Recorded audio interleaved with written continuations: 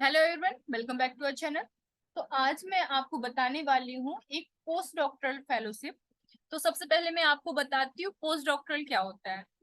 तो जैसे जो पीएचडी कर रहे हैं या जो पीएचडी कर चुके हैं उनको अच्छे से पता होगा कि जैसे आप पीएचडी डॉक्टरल डिग्री कर चुके हो, पीएचडी मीन्स डॉक्टरेट, राइट। तो डॉक्टरेट की डिग्री करने के बाद उसके आगे प्रोजेक्ट बेसिस पे काम करते हैं, रिसर्च करते हैं, तो उसको पोस्ट डॉक्टरेट बोलते हैं, राइट। तो यहाँ पे DBT, DBT means department of biotechnology. DBT ने एक research associateship, it means RA, right. तो डीबीटी आरए की पोस्ट रिलीज की है। तो ये जो है डीबीटी, सबसे पहले मैं आपको बता देती हूँ कि ये जो डीबीटी है, डिपार्टमेंट ऑफ बायोटेक्नोलॉजी, ये रिसर्च के लिए ग्रांट देती है, फेलोशिप देती है। और किस एरिया में आपकी रिसर्च होनी चाहिए? Area of biotechnology and life sciences. Okay. तो यदि आपका पीएचडी बायोटेक्नोलॉजी या लाइफ साइंसेस में है, और यदि आपका मेडिसिन एरिया में भी पीएचडी है जो कि बायोटेक्नोलॉजी और लाइफ साइंस से रिलेटेड है, तो आपके लिए ये फेलोशिप बहुत कारगर होने वाली है, राइट। तो इसका एम भी यही है। एम ऑफ द फेलोशिप देख लेते हैं कि क्या है। The object of DBT research associateship program is to train and nurture young researcher. मतलब यंग रिसर्चर वो जो कि पीएचडी कर चुके हैं, उनको ट्रेन करना है, उनको नर्चर करना है। किसके regarding? Growth of biotechnology sectors in country. तो ये जो बायोटेक्नोलॉजी है और लाइफ साइंसेस है, उसकी कंट्री में ग्रोथ के लिए ये जो डीबीटी आरए फेलोशिप प्रोग्राम है, ये ऑर्गेनाइज कराया जाता है। ओके।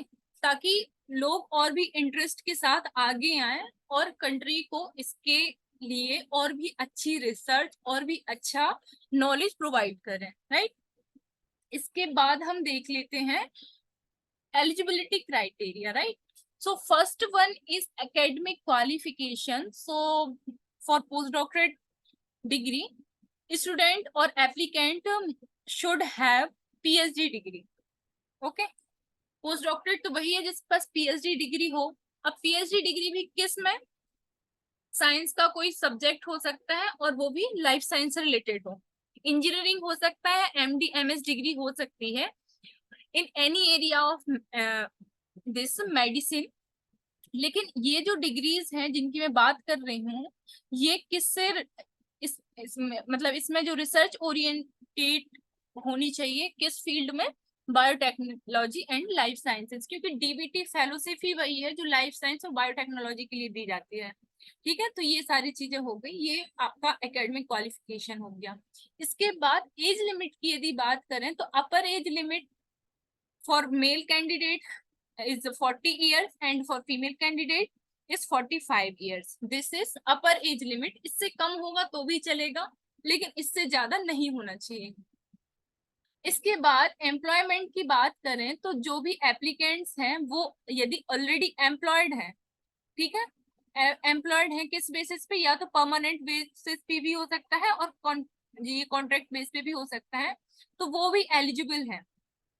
ओके। और यदि आपको ये फेलोशिप मिलती है तो आपको फिर अपना जो भी आप कर रहे हो, जो भी आप परमानेंट पोस्ट पे हो या कॉन्ट्रेक्चुअल पोस्ट पे है, उससे आपको रिजाइन देना पड़ेगा, क्योंकि एक टाइम पे आपको गवर्नमेंट से दो जगह से सैलरी नहीं मिल सकती। अब इसका यदि टेन्योर की बात करें, what is the tenure of fellowship, तो ये पहली बात तो फुल टाइम असाइनमेंट होता है, मतलब आपको फुल टाइम वर्क करना पड़ेगा। और ये टेन्यूबल होता है 2 years के लिए, with renewal based on review of progress research। मतलब आपको 2 साल के लिए फेलोशिप मिलेगी और हर साल आपका प्रोग्रेस रिपोर्ट सबमिट कराई जाएगी, प्रोग्रेस रिपोर्ट देखी जाएगी, उसके बाद ही आपको आगे मिलेगा। और कुछ एक्सेप्शनल केसेस में इसको 4 years तक एक्सपेंड किया जाता है, डिपेंड करता है कि आपका परफॉर्मेंस कितना अच्छा है। Okay. Then these are some general guidelines की सबसे पहले तो कि जो डीबीटी आरए फेलोशिप जिसको भी मिल रही है, can be availed only once by candidate in or his career. तो मतलब इसके करियर में सिर्फ एक ही बार उसको ये वाली फेलोशिप मिलेगी। ओके, तो आप बार बार, ऐसा नहीं है कि एक बार मिल गई फिर आपको फिर अप्लाई करना है। तो बेसिकली ऐसा होता है कि जब ये पोस्ट डॉक्टोरल फेलोशिप मिलती है, इस ड्यूरेशन में लोग कोशिश करते हैं कि उनको कहीं परमानेंट एक अच्छी पोजीशन मिल जाए। ठीक है, तो ये सारी चीजें हैं। और इसके बाद यहाँ पे लिखा है कि ये जो फेलोशिप है टेनेबल ओनली इन इंडिया, मतलब सिर्फ इंडिया की ही जो रिकॉग्नाइज्ड एकेडमिक इंस्टीट्यूशन होती हैं, नेशनल लेबोरेटरीज होती हैं, रिकॉग्नाइज्ड R&D इंस्टीट्यूट होते हैं, सिर्फ उन्हीं के लिए है। इंडिया के बाहर के लिए ये फेलोशिप नहीं है। इसके बाद ये फेलोशिप जो है are not allowed to work with their PhD guide and co guide. ठीक है, इसका मतलब ये है कि यदि आप PhD कर चुके हैं और यदि आपको ये फेलोशिप मिल रही है, तो आप अपने PhD में जो गाइड थे या को गाइड है उनके साथ काम नहीं कर सकते। आपको किसी और गाइड के अंडर में काम करना पड़ेगा, किसी और इंस्टीट्यूट में आपको काम करना पड़ेगा। इसके बाद देखते हैं नेक्स्ट पॉइंट पे लिखा है fellowships can not be availed at the same institute where the candidates have earned their PhD। ये मैं आपको इस पॉइंट में भी बता चुकी हूँ कि सेम गाइड के साथ और सेम इंस्टीट्यूट में आप काम नहीं कर सकते हैं। A mentor can not have more than 2 DBT RA fellow at a time. इसका मतलब ये है कि आप जिस भी मेंटर के अंडर हैं उसके पास एक साथ 2 DBT RA नहीं होने चाहिए। इसका मतलब जिस भी मेंटर को आप सिलेक्ट कर रहे हैं उसके पास आप उस टाइम पे सिर्फ आप होना चाहिए जो कि जिसको DBT RA फेलोशिप मिल रही है। तो ऐसे ऐसे कुछ पॉइंट्स लिखे हैं, आई होप आप इसको अच्छे से पढ़ के समझ लेंगे, और यदि फिर आपको कोई दिक्कत आती है तो आप मुझसे डिस्कस कर सकते हैं। इसके बाद इसमें रिसर्च ग्रांट भी मिलता है। लास्ट पॉइंट ये थोड़ा सा इम्पोर्टेंट है, इसमें रिसर्च ग्रांट भी मिलता है, जो कि यदि आपको माइनर इक्विपमेंट्स लेना है, कंज्यूमेबल्स आइटम्स लेना है, कंटिजेंसी है, डोमेस्टिक ट्रेवल अंडर प्रोग्राम के अंडर यदि कोई डोमेस्टिक ट्रेवल है तो भी आप इसके थ्रू कर सकते हैं। इसके बाद applicants from north east region, मतलब जो नॉर्थ ईस्ट रीजन में है तो वो इंडिया के किसी भी इंस्टीट्यूट में अप्लाई कर सकते हैं, और वहां से यदि उनको DBT RA फेलोशिप मिलती है तो इंडिया के किसी भी इंस्टीट्यूट से वो वर्क कर सकते हैं, अपना आगे का काम कर सकते हैं, अपना रिसर्च कर सकते हैं। Okay, so this is all the guidelines which I have discussed with you.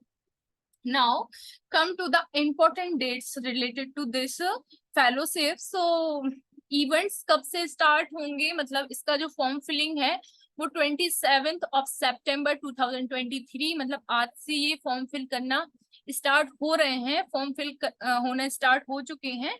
And closing date of the submission of online application is 26 October. मतलब आपके पास 1 मंथ है, तो आप कोशिश करो कि जल्दी से जल्दी ये सारा कुछ सबमिट कर दो, क्योंकि कई बार ऐसा होता है कि सर्वर इशू के कारण फॉर्म फिल करने में बहुत दिक्कत होती है। तो आप जल्दी से जल्दी ये चीजें फिल कर देंगे।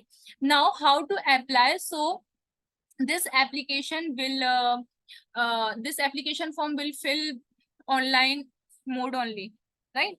यहाँ पे ये मेंशन है कि ये ऑनलाइन मोड में ही फिल होगा। इसके बाद यदि कोई इंटरेस्टेड है, कोई फिल करना चाहता है, तो ये ऑनलाइन पोर्टल की साइड यहाँ पे इन्होंने मेंशन की हुई है, आप इस पे जाके क्लिक करेंगे तो आपको सीधे पोर्टल ओपन हो जाएगा।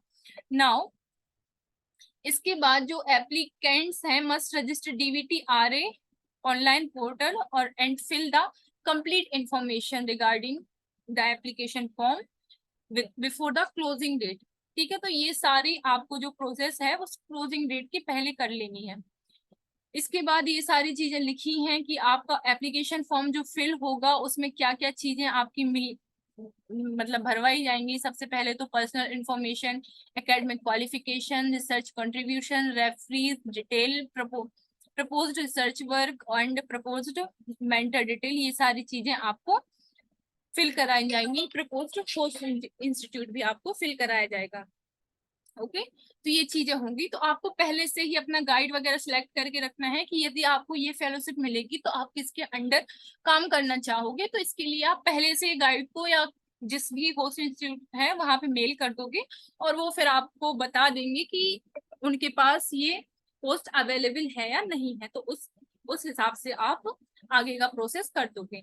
इसके बाद कौन कौन से आपको फॉर्म में कौन कौन से डॉक्यूमेंट सबमिट कराए जाएंगे, तो पहला है self attested PDF copy of date of birth certificate, उसके बाद self attested PDF copies of degree certificate, इसके बाद a consent letter from mentor. ठीक है, तो ये आपको जो भी जिस भी मेंटर के अंडर आपको करना है तो वो आपको कंसेंट लेटर देगा। इसके बाद जो names and contact details of referees हैं तो वो भी आपको देने पड़ेंगे। उसके लिए भी आपको एक मतलब एप्लीकेशन फॉर्म में कॉलम होगा, उसको फिल करना पड़ेगा।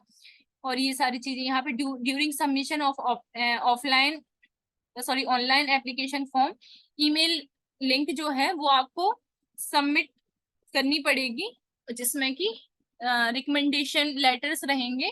और ये जो ईमेल लिंक्स हैं इसको आपको रेफरीज को भी सबमिट मतलब रेफरीज के पास भी होना चाहिए, ताकि एक प्रूफ रहे कि हाँ इन्होंने रेफर किया है। इसके बाद referees must upload a PDF copy of letter of recommendation on the portal 26th of October before 26th of October 2023। तो ये वाला रिकमेंडेशन भी आपको पहले 26 के पहले अपलोड करना है। ठीक है, और इसके बाद लास्ट पॉइंट है application form which has not been submitted through DBT RA online portal shall not be accepted. तो इनके पोर्टल पे ही जाके आपको ये फॉर्म फिल करना है, तभी ये एक्सेप्ट होगा। आगे आपको तो हमने क्या क्या डिस्कस किया हम देख लेते हैं। सबसे पहले तो what is the aim of fellowship, then what is the eligibility criteria, age limit, employment, academic qualification, then we discussed the tenure of fellowship and general guidelines followed by important dates and how to apply the application form. After that there are some contact information you can see here। यहाँ पे यहाँ पे आप देख सकते हैं एक email ID है और एक फोन नंबर भी है। तो आप यहाँ से यदि कोई भी आपको क्वेरी करनी है तो आप यहाँ पे मेल कर सकते हैं, तो आपके पास वहां से रिप्लाई आ जाएगा। राइट, इसके बाद यदि कोई भी दिक्कत परेशानी होती है तो आप कमेंट कर देंगे, हम आपका रिप्लाई जल्दी से जल्दी देंगे। और यदि आपको कोई भी इश्यू आता है, कोई भी प्रॉब्लम आती है तो आप हमको मेल भी कर सकते हैं।